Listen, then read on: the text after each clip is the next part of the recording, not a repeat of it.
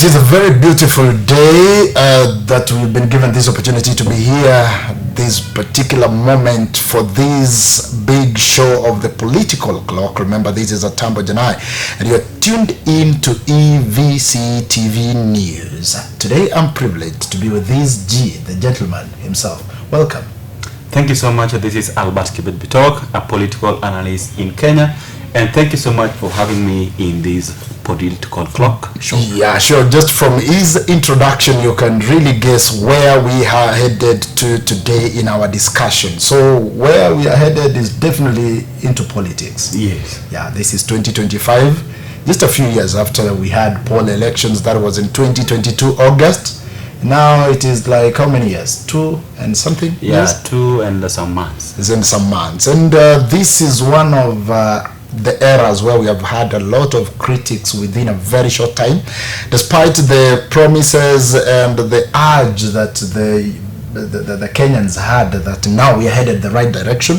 It is time for Mama Mboga to grow. It is time for Mwana Boda Boda to also thrive and make it and have a meaningful life. But we are seeing those same groups are the ones who are out there crying. We don't know. We are thriving into that to understand what that discussion will take us, and maybe you'll be sharing your views and thoughts about the current regime using our SMS line, that is 2025, or you can also get in touch with us on our social media handles, that is at X, Facebook, TikTok, and also Instagram, that is at Political Clock.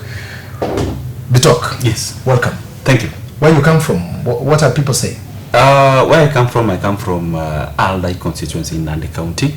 And in Aldai, there is nothing to say that we are there. We are not yet there. You mean you are not there? We are not yet there. We've been seeing a lot of politics here and there, but all from the MCA up to the president. Yes. If we can have a scorecard, it is 2 over 10. You mean from the MCA all the way up to the president? Are you one of those people who suited, you know? We said sooty from up, bottom. No. I didn't had a privilege to vote because I was one of the officials of the IBC. But if I was to vote, I could vote in 2 candidates. That is the MP and the Senate. But the rest... Before we get to your reasons for voting for the 2, that is the MP and the presidential candidate, you've said? No, I was not. You've not mentioned that. Sorry for misquoting you. You've said the MP and the Senate. And the Senator. Those were the seats that you would have voted for. So before we get there, my question was initially that where you come from, are you one of those groups that suffered the suit thing? You know, during elections, watu wanasema kwamba we are going to vote as a suit. That is in terms of a political party, that if you're not in this political party, we are not going to vote you. Regardless of your name, regardless of your manifestos, regardless of your agendas. We just need people who are in this particular political party that we are supporting as a community. Are you suffering from the same, or at least you went and involved a little bit of inclusivity? Yes, I'm suffering from a political suit kind of voting, and I disagree with that kind of voting because it is bringing us a lot of underdevelopment. Because if we are seeing somebody from the angle of which party is this person belonging to, and we are not seeing from the manifesto side, and that is where Kenyans are going wrong. The things we are facing currently, the crisis we are facing currently, is because of political suit. It is high time for us Kenyans to see somebody as a person, not the party this person is.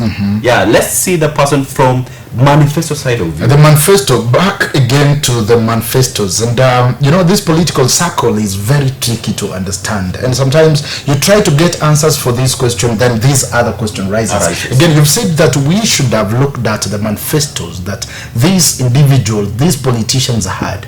Let's take an example of the presidential aspirant, His Excellency Dr. William Ruto. among his manifestos was to raise the standards of living for the common mwananchi, and that is why he came with this bottom up whatever. So he said that we are going to raise the standards of living of these low earning mwananchi so that they can also be uplifted and have money in the pockets. But from the opinions that we see each and every day, people are crying that there is no money.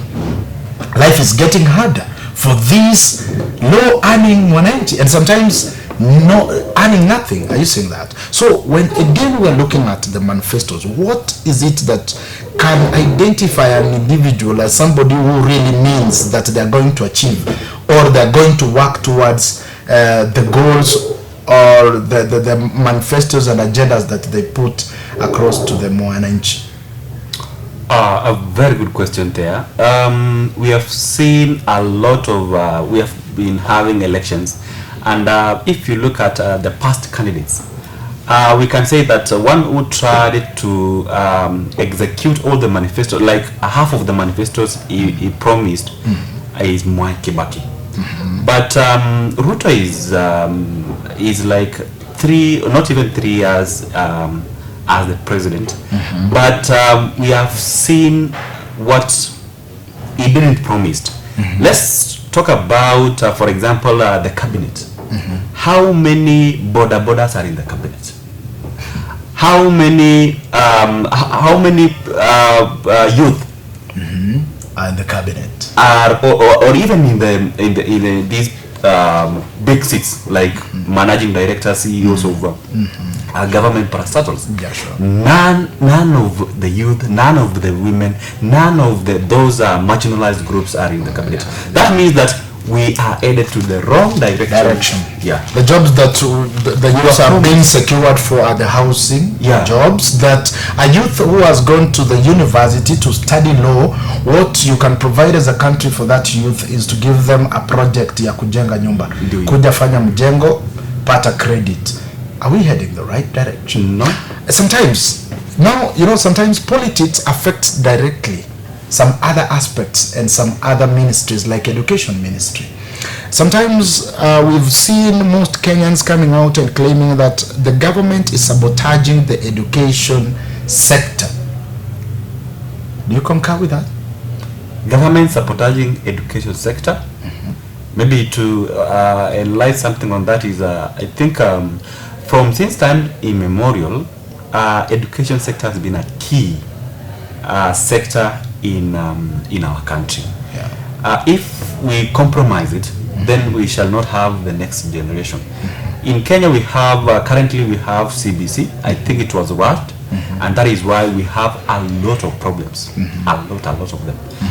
We are now in the middle of a change, and that means we need a lot of money. We need a lot of mindful people to gear up this CBC. On the other hand, we have Ruto is trying to revive the Tibet sector, and I think that is a plus to him. But on the other side, CBC needs to be boosted in terms of finance and the task force working on a CBC. All right, that is on the sector of education. I think we'll have another day to talk about issues education, issues health. What do you think? The transition from NHIF to SHA? From NHIF to SHA, I think most of the people have not received the news of shifting. They are not contented. The other day we saw a woman who was arrested because of they were saying that she caused chaos in the Ministry of Health offices in Nairobi. And I think I was asking myself, how can you arrest somebody sick? That woman was sick. And that was bad, arbitrary arrest. Yes. She was actually dragged out of the hospital. You know, sometimes I think, let me preserve the thought. Continue. Yes. So I think this shift, I think it should have been subjected to public participation. But that was never done. And people have not received. Before you continue, on the same note, you've touched something on public participation. You know, when we look at our constitution, it clearly states that before any agenda, any bill has been passed or something of that sort. It has to undergo public participation. But how is public participation carried out in Kenya?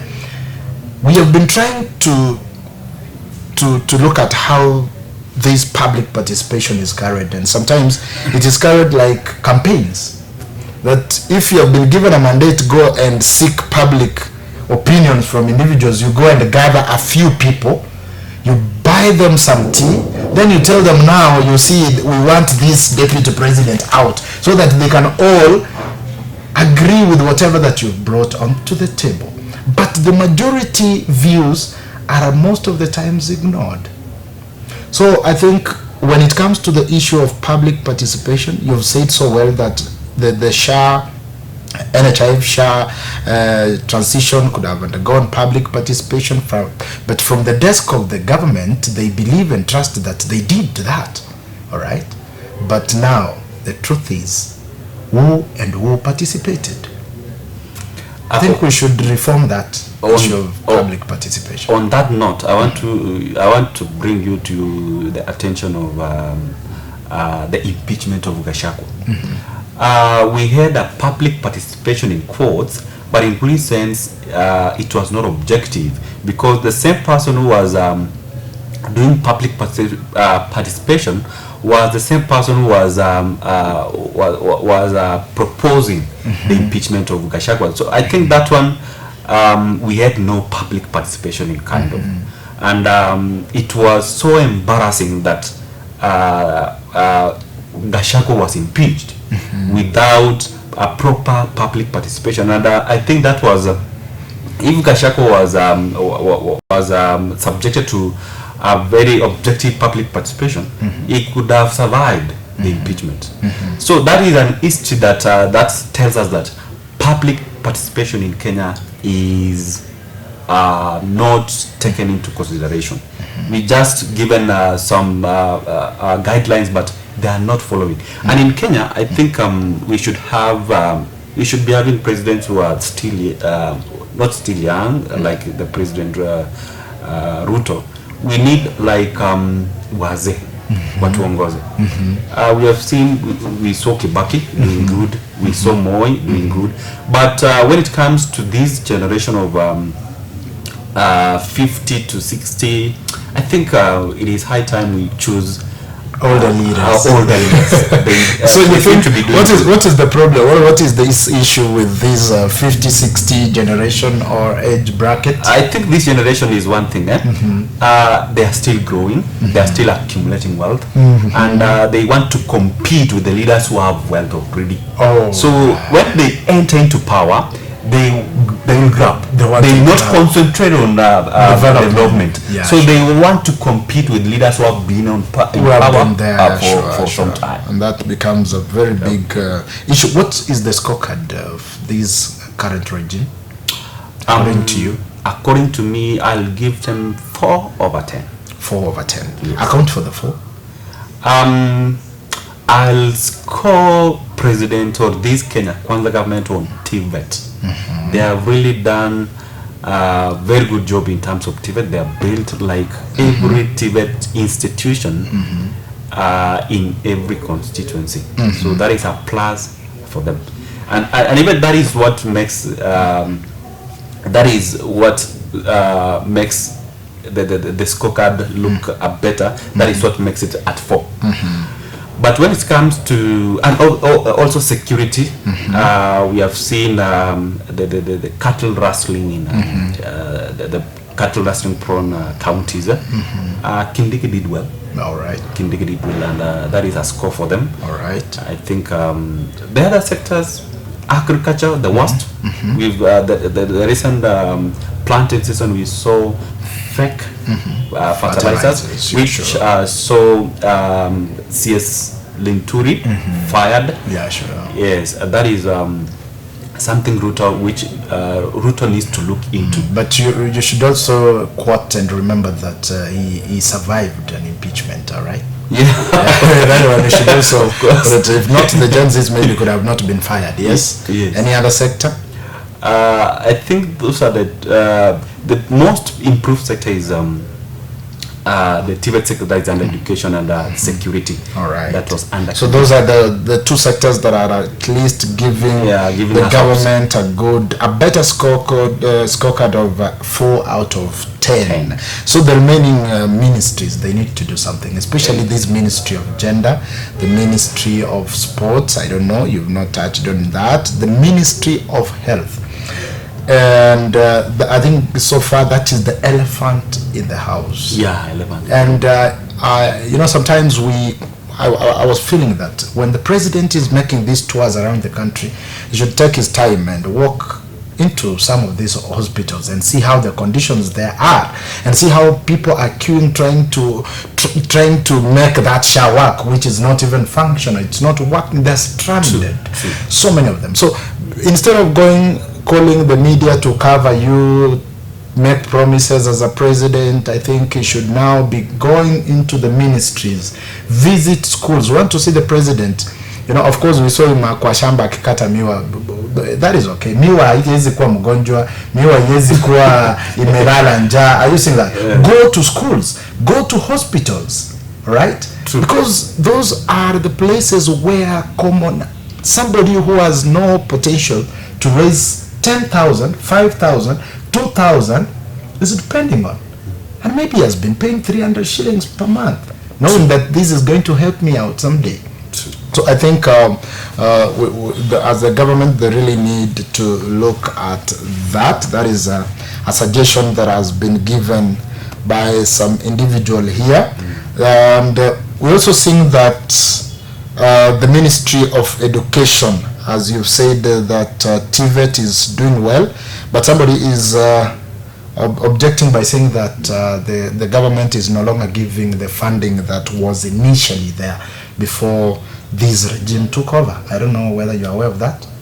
I think the problem is the funding model. Mm-hmm. That is the Higher Education Loans Board, the funding model. Mm-hmm. And not Higher Education Loans Board, mm-hmm. but you have this funding model for government-sponsored students. Mm-hmm. I think majority of the people are not in agreement with the government, mm-hmm. because it is this system is placing some students in a place where they are getting low amount of money and others are getting a higher amount. Mm-hmm. And this one, they think that it is not good for them, and they are not comfortable. Mm-hmm. That is, they need to change that. I think Ruto needs to give an ear to the parents who are crying for that. That should be one of the best moves that could happen in our country, Kenya, because without giving an ear to your people, then it means you'll be serving stones, because stones are the ones that cannot communicate back to you, and if you communicate back to them. So we really need to give an ear, as Mr. Bitok has said, from the government, so that we can see a transition that is inclusive, that is involving each and every individual regardless of the financial status. Remember, this is the political clock. I am Atambo Janai. We're going for a very short commercial break, but we will be back with more details. Remember, this is what we're going to discuss about who is going to be a threat to the current UDA candidate or candidature. That is, who is going to shake His Excellency William Ruto come 2027. Stay tuned. Welcome to Sweetek Enterprises, where sewing becomes art. We provide tailoring, embroidery, sewing, and fashion design services. We have all types of uniforms, school sweaters, unisex clothes, packaged shirts, formal attire, dresses and gowns, scrubs, dust coats, and lab coats. We are located at Kapsoya Gardens within Peter Christ Academy in Eldoret, Kenya. You can reach us via our call number, which is 0723-550-632 or 011-283-8977. You can also email us through sweetekenterprises@gmail.com. Remember, ready-mades are always in stock. Sweetek Enterprises, where sewing becomes art. Thank you. Welcome back again to the political clock. As promised, we are going to look further, dig deeper into some issues, politics. Remember, today I'm joined by my brother here, Kibet Bitok. Albert Kibet Bitok is a political analyst, and I want him to tell us what does he think about this Democratic Action Party of Kenya. We saw just the other day Eugene Wamalwa, Kalonzo Musyoka, and Onyonka representing Matiang'i, and also we saw Rigji coming together and promising that they're going to form a coalition that is going to ensure that UDA is out of face come 2027. What is your take on that? First, I think political temperatures are starting gradually to rise in Kenya. It is just yesterday that I was thinking of we are left with less than 2 years to the next general election. And I think most of the candidates who want to vie in the next election are starting now to group themselves to form coalitions. And that is what we just saw yesterday, where we Gachagua, Kalonzo, and we had, who was that again? We had three, we had Karua meeting with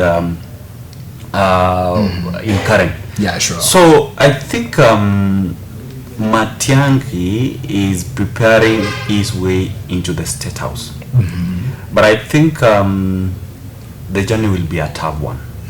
It will be a tough one. Bearing in mind Ruto is incumbent, and to remove somebody who won a second term is not an easy thing. Number one, our politics are based on tribes. It is tribal. That is what we cannot lie ourselves about. They are tribal. You look at, we have Kikuyus leading in terms of numbers.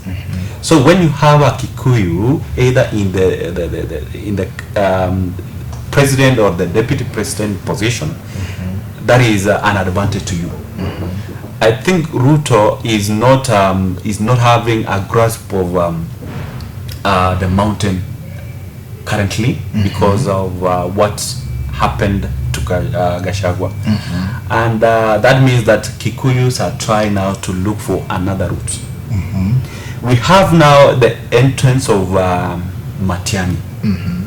Matiang'i, if you look at the Gusii nation, they have it is a small group. Yeah. So Matiang'i, if Matiang'i will enter into an agreement with Western and Nyanza, I think Matiang'i will be a threat.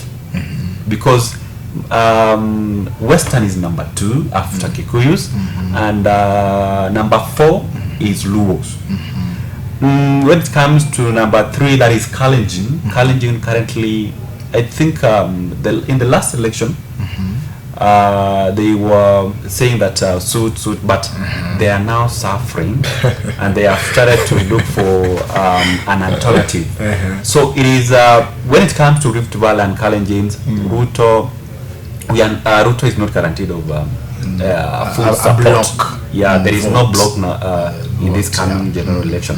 So I think Matiang'i should look into these loopholes where he can at least gather the votes exactly from, so that he can muscle up exactly Western and Nyanza, Western and Nyanza, and get some grasp of friends from the mountain. All right. Yes. So it is not going to be as easy as anybody could think. Exactly. It will be a tough race now. I don't know whether again it's going to be a 2-man race like it was some years back, or other people. You know, we have the likes of Okia Umtata. They also want to vote. We have this young man. This is Inject Party is called Morara Kebaso, and many others. We know with politics, people will always come out. Exactly. And we know that they come with the different reasons. And, you know, with politics again, you see these people are enemies today, tomorrow they're friends. They're friends. They're eating from the same table. Same table. So what can you advise Kenyans? I think Kenyans should be vigilant They should not allow leaders to divide them, yet in the back door they are eating from the same table. So it is just to use our minds. Yeah. To use our minds, and we take these people as we are their bosses. All right. They cannot. There is no day they'll get into power without us. Definitely. So they should not divide us. Yeah, sure. If we are to vote, let's vote according to the manifesto and the scorecard, especially for those who are in power currently. Yeah. From the MPs, from the MCAs to the MPs, I pity the MPs because what happened in Parliament, it was not pleasing to most Kenyans. Yeah, sure. Yeah, I think majority of the MPs will go home in the next in 2027. You're very certain about that? Yeah, that is what I'm very sure. All right. 80% of them, they will go home. Oh. Don't tell them that this early. They will start pocketing and keeping something for them to take them home. Please don't make Kenyans suffer, because you've heard that 80% are going home, but the 20% is still a number. Do something for your people, and definitely you'll have to be among the 20% from his analysis that is going to remain come 2027. This has been Political Clock. Thank you for taking your time to be here. Thank you so much for having me in the Political Clock. Thank you for sharing your views again, and remember that we will be hosting you here again and again. This was just an introduction to our audience that we have a political analyst here. Any views that you want shared, kindly share them with us on our social media handles, and remember that we will be coming unto you each and every day. We welcome your views, and our agenda here is to shape our politics in Kenya. You mentioned something about tribal politics. Yes. We really want to walk away from that. We really want a sober nation. True. We really want leaders who mean what they manifest and what they put on the table as agendas. Thank you.